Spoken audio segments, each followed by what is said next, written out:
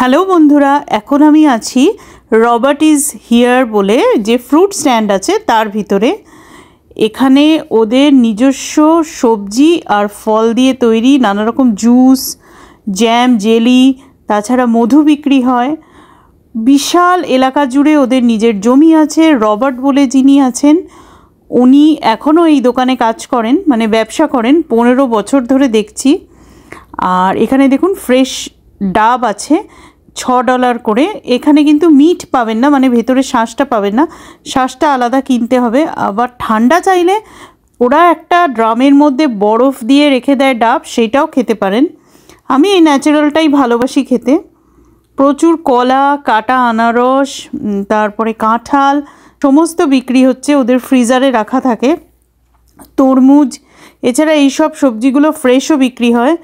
একটা ম্যাময় সাপোর্টে বলে একটা ফল আছে, এই যে অরেঞ্জ কালারের দেখলেন নিচে, বাইরেটা ছাই ছাই মানে সবেদার রঙের,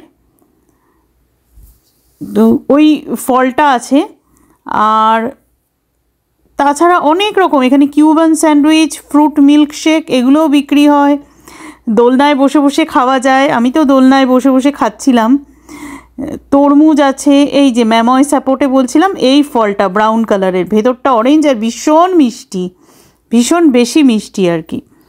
তো দোলনায় বসে বসে একটুখানি মানে বড় একটা ডাবের থেকে 1 টেবিল স্পুন জেলি বার করে খেলাম। জলটা এত ভালো ছিল, ফ্রেশ ছিল, গাড়িতে বসে খেতে খেতে। এখানে এঁচোড়, কাঁঠাল সব আছে।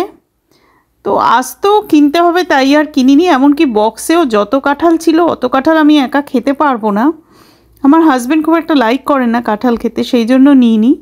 আর সূর্যমুখী ফুল পাওয়া যায় এখানে। কলা বিক্রি হচ্ছে, কলাগুলো কিন্তু সত্যি খুব ভালো। এই যে কলার একটা শোপিস মতো বানিয়ে রেখেছে, বিশাল বড় দোকান। এখানে দেখুন রেড ওক ফায়ারউড বিক্রি হচ্ছে, নিশ্চয়ই কিছুতে লাগে। এখানে ফ্রেশ তেঁতুল বিক্রি হচ্ছে।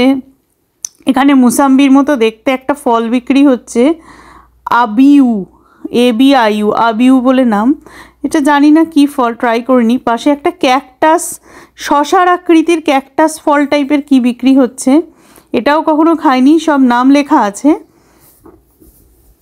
আর এই যে এদের নিজস্ব তৈরি সব জ্যাম, জেলি, পিকল। ওদের আচার আমাদের আচার আলাদা হয়। ওদের আচারটা একটু মশলা দিয়ে গোটা গোটা সবজি, ফল হাফ হাফ করে কেটে আর ভিনিগারে ডুবিয়ে রাখে, এই টাইপের হয় আচারটা। এখানে পেঁয়াজ বিক্রি হচ্ছে, টমেটো বিক্রি হচ্ছে।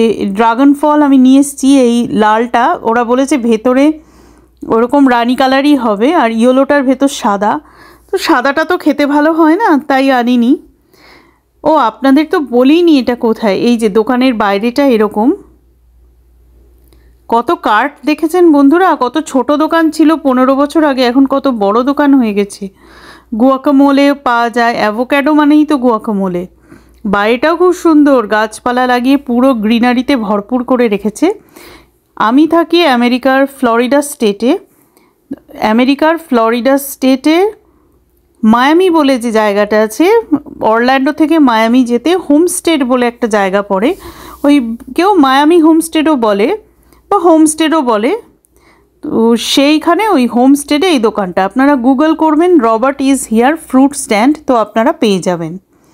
এই যে এখন গাড়িতে বসে আরামসে খাচ্ছি একেবারে ডাবের জল।